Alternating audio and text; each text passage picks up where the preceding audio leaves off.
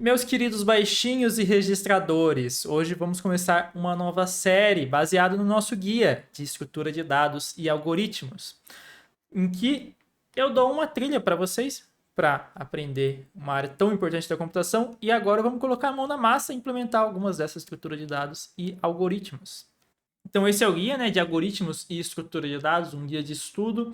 E aqui na seção 5 a gente tem alguns dos fundamentos. E eu começo aqui citando listas encadeadas, pilhas e filas. Vamos começar por isso. Mais especificamente, vamos começar aqui pela pilha, né? Aqui tem os conteúdos de referências, mas eu vou passar nesse vídeo aqui para vocês também o que é uma pilha, alguns dos casos de uso dela e vamos fazer a implementação dela também em Zig. Acho que dá tempo de fazer tudo em um vídeo. Então, começando aqui, o que é uma pilha? O que é a estrutura de dados de pilha? Bem, imagina uma pilha na vida real, Eu coloco algo ali no chão e daí depois eu vou colocando algo em cima. Em cima, em cima. E daí, quando eu vou tirar, eu sempre tiro o que está mais em cima dessa minha pilha, Então, a última coisa que eu coloquei é a que eu vou tirar, é a que eu vou remover da minha estrutura. E uma pilha em computação não é nada além disso. A pilha ela vai ter duas operações. A de basicamente colocar o objeto aqui, que a gente chama de push, e a de remover, tirar o objeto.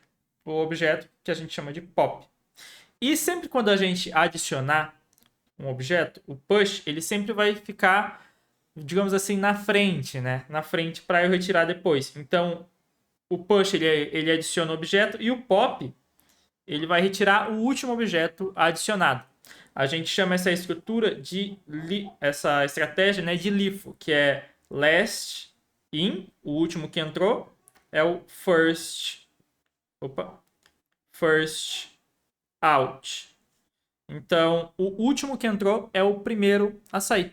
Essa é a estrutura da pilha. Essa é a lógica da pilha. E para que ela serve? A pilha é chamada de... Agora vocês vão saber para que ela serve. A pilha, em inglês, é chamada de stack também. É a mesma coisa que stack. E vocês, com certeza, já devem ter se deparado com Stack Overflow, ou ouvir falar de stack de funções. Então, muitas das coisas do nosso dia a dia são stacks, São pilhas. Por exemplo, chamadas de funções, Uma função vai chamando depois da outra, isso vai gerando uma pilha de chamadas de funções. Quando essa pilha de chamadas de funções estoura, ocorre o que a gente chama de Stack Overflow.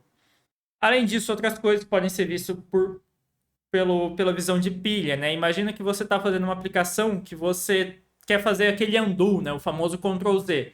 Bem, uma maneira de você fazer isso é gravar as operações que o usuário está fazendo e quando ele dá o Ctrl Z, você retira o último da estrutura, Você desfaz a última operação, basicamente dando um pop ali na pilha. Navegação em páginas também, Ir para frente e para trás.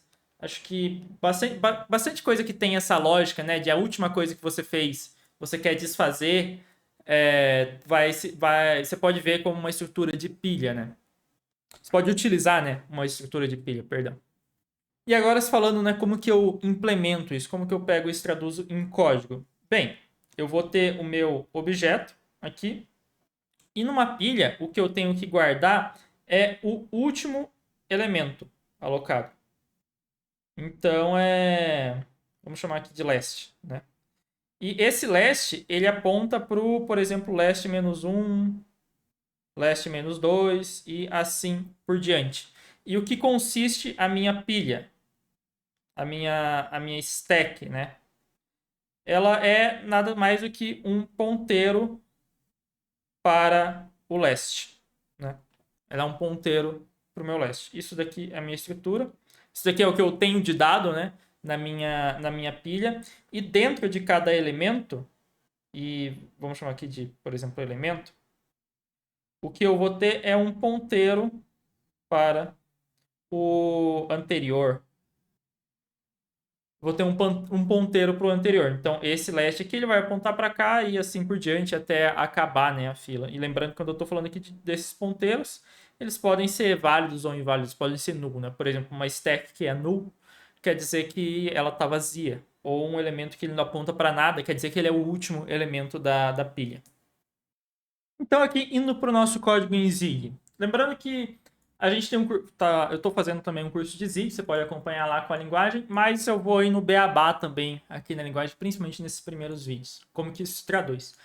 A primeira coisa aqui que a gente tem é o nosso elemento. O que é o nosso elemento? Ele é uma struct que tem um conteúdo, eu coloquei aqui 1,32, e ele vai apontar para o próximo elemento da pilha. E o que quer dizer isso daqui, né? O asterisco quer dizer que é um ponteiro, só que o que acontece? Um ponteiro em Zig, ele não pode ser null.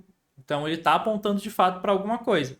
Para você falar, ó, isso daqui pode ser null também, você tem que adicionar esse ponto de interrogação. Ponto de interrogação quer dizer que é, ele pode ele pode ser null, né? Ele pode estar não apontando para nada.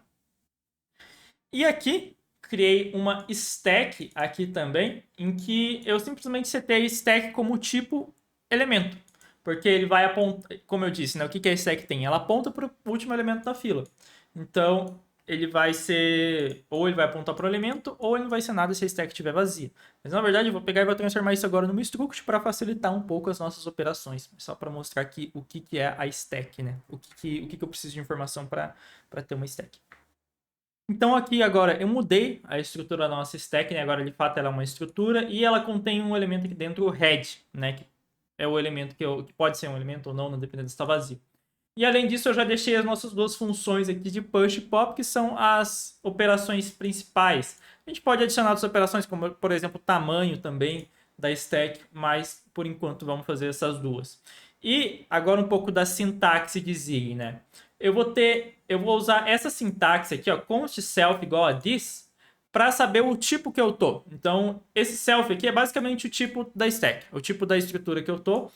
E Zig segue uma filosofia semelhante acho que a maioria das linguagens, né?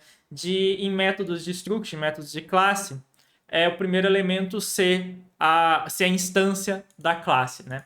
Então eu tenho aqui o self, eu poderia também não passar como referência, né? Mas aqui como eu vou ter que modificar a minha estrutura, eu passo ela como referência, não como valor.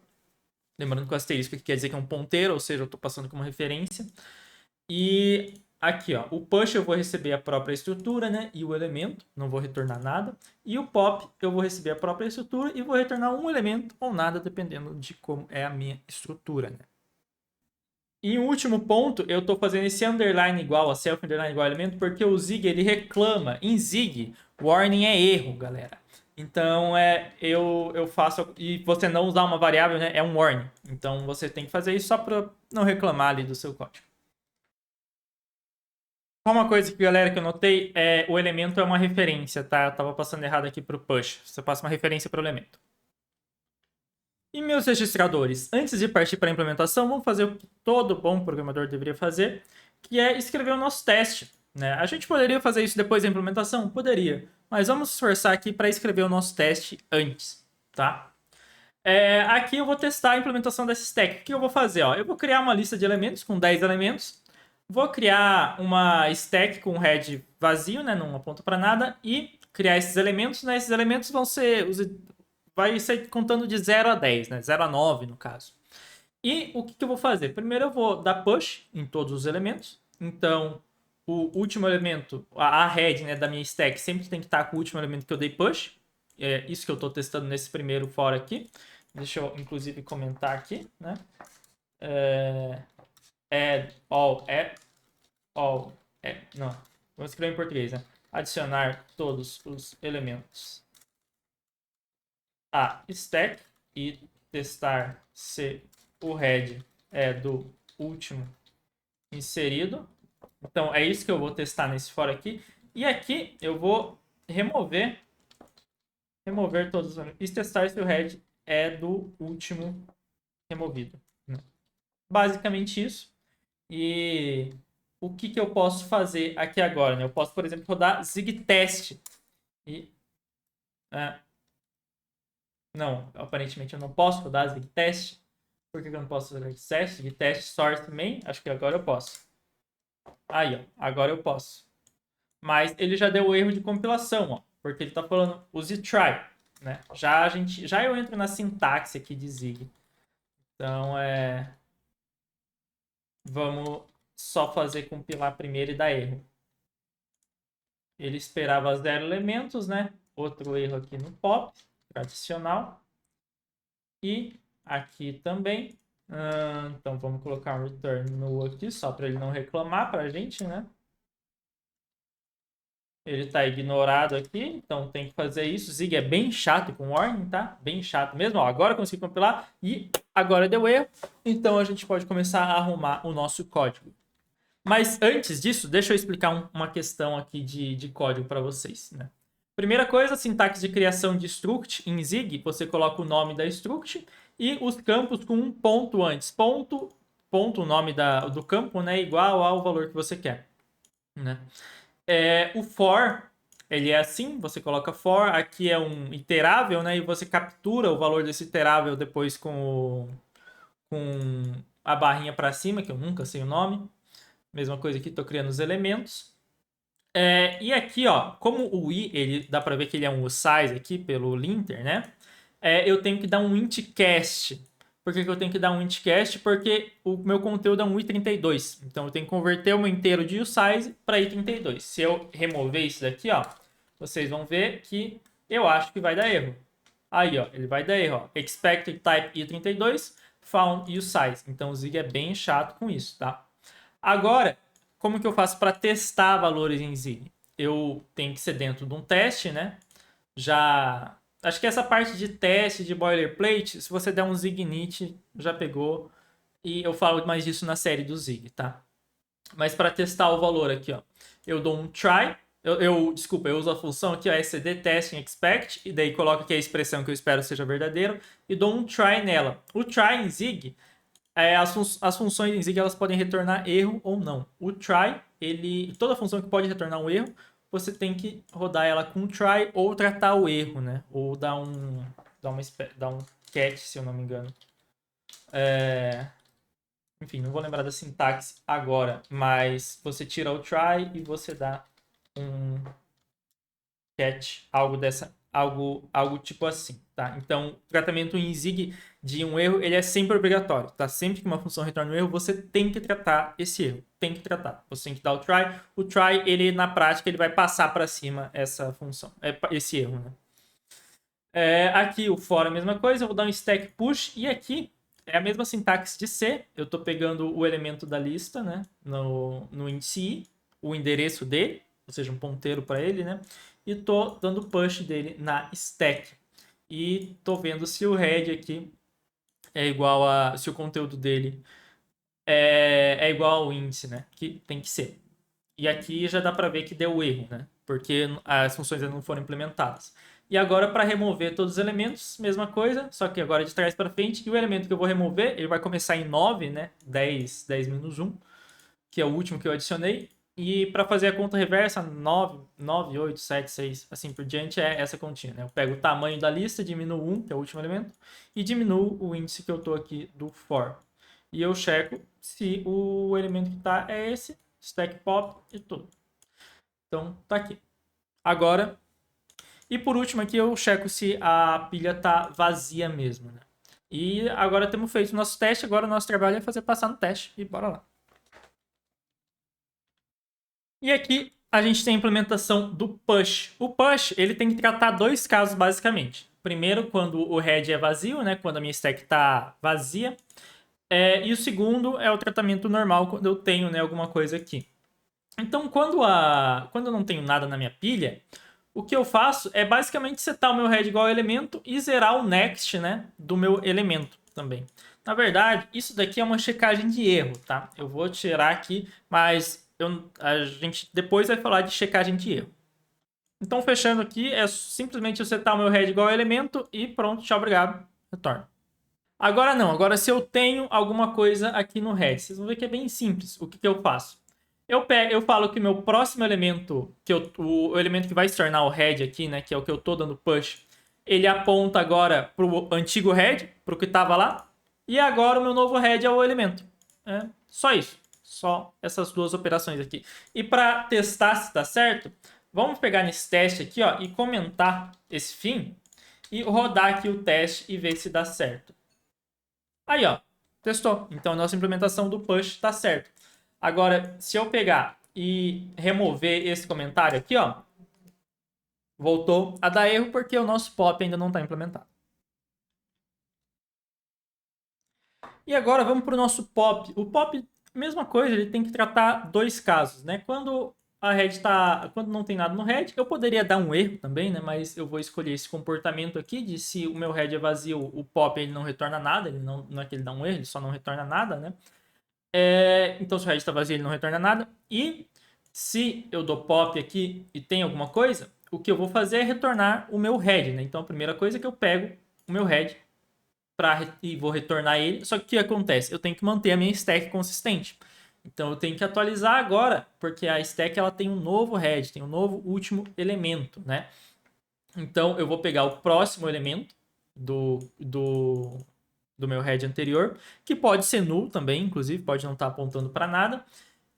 E além disso, eu vou zerar aqui o próximo elemento, o next, né? Do elemento que eu vou retornar, porque ele saiu da fila, então não faz sentido mais ele ter um next, né? E esse daqui é o pop, basicamente. É bem tranquilo também. E agora vamos ver se. Opa, vamos ver se o teste passa. Né? E aí, ó, agora passou, a gente tem a nossa fila, tá, galera? A gente tem a nossa fila. E a nossa pilha, desculpa. Nossa pilha, desculpa. Nossa senhora, eu confundo muitos nomes, perdão. E, e é tão simples quanto isso. E uma coisa que eu quero deixar claro, essa é uma maneira de implementar, tá? A pilha. Essa é uma maneira de implementar. Existem várias maneiras de você fazer uma pilha. Você vai ver em outros lugares, você vai ver estratégias diferentes. E não é que existe um errado ou um certo. Existem estratégias diferentes. Por exemplo, aqui ó, eu tô colocando o elemento aqui dentro. Estou colocando o tipo aqui dentro. Eu poderia fazer de uma maneira que isso aqui fosse genérico. Por exemplo, eu também poderia fazer de uma maneira que aqui eu passasse o conteúdo, o i32. E daí aqui dentro da minha pilha eu fizesse o gerenciamento dela. Eu poderia, ao invés de fazer o meu head apontar para o elemento que eu já vou retornar, eu fazer ele apontar lá para baixo da pilha. Também poderia fazer isso, não tem nada de errado. E todos são válidos, todos são válidos. Essa daqui é uma maneira de implementar uma pilha. O mais importante é que ela mantém as propriedades que eu falei lá no começo, que é de last in, first out. Isso é o mais importante. Se ela mantém, maravilha, fechou. E além disso, a importância, né, da gente escrever esse teste aqui. Pode ser antes, pode ser depois, mas você escrever um testezinho, o Zig deixa bem fácil de você escrever isso, né? Só você colocar o teste aqui, o nome do teste que você quer escrever e usar aqui o conteúdo dele para fazer o seu teste. É bem tranquilo. Então aqui a gente tem o básico, né? E agora eu quero falar de um último assunto que é tratamento de erro. Aqui, para deixar mais simples, eu não fiz nenhum tratamento de erro aqui, mas o que acontece? Se eu dou um push aqui, e se o meu elemento ele já tiver nessa pilha? Ou se ele tiver em outra pilha, como que eu faço? Como que eu devo tratar isso? A gente não tem esse tratamento aqui agora, né? Dá para perceber que a gente não tem esse tratamento. Então, por exemplo, se eu der dois pushes aqui, eu não sei o que vai acontecer. Eu acho que vai dar algum ciclo infinito. Mas acho que bom não vai dar. Eu vou dar push no mesmo elemento duas vezes para ver o que acontece. Ó, deu um erro. Tá, deu um erro que não manteve a consistência. Mas bem, na verdade, ele deveria ter dado uma exceção aqui, porque, pô, esse elemento já tá na pilha, né? Você não pode dar push nele de novo. Teria que adicionar esse tipo de tratamento também, mas fica para vocês aí pensarem nos edge cases que aconteceriam, né, nessa estrutura e implementar o tratamento deles. Então esse é o primeiro vídeo da série. Quero ver, por favor, digam se gostaram, se não gostaram, se vocês querem mais, porque eu acho que é uma maneira muito legal, pensando, né? É uma maneira muito legal de ensinar não só a estrutura de dados e algoritmos, mas também Zig, para vocês e proliferar a palavra da linguagem e mostrar que baixo nível não é nada de outro mundo, né? A partir do momento que você entende, por exemplo, ponteiros, acho que é a parte mais difícil, a partir do momento que você entende ponteiros, tudo começa a ficar bem mais fácil em baixo nível, tá, galera? Então, valeu, tchau, obrigado, um abraço.